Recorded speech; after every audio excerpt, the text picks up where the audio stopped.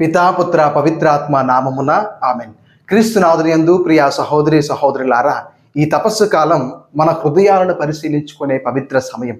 మనం ప్రతిరోజు దేవుని దగ్గర కరుణను, క్షమను, దయను కోరుకుంటాం. ఈరోజు దేవుని వాక్యం మనకు ఒక ముఖ్యమైన ప్రశ్న వేస్తుంది. దేవుడు మనల్ని క్షమిస్తూ ఉన్నప్పుడు మనం ఇతరులను క్షమిస్తూ ఉన్నామా?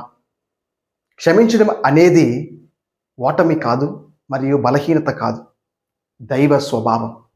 క్షమించే హృదయం ఉన్నవారిలోనే దేవుని కృప ఎక్కువగా పనిచేస్తుంది.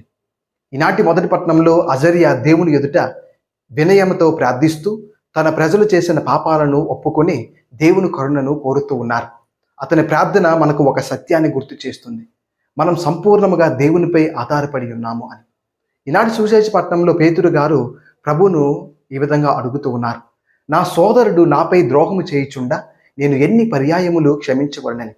ప్రభువు దానికి ఇచ్చిన సమాధానం 7 సార్లు కాదు, 770 సార్లు అని.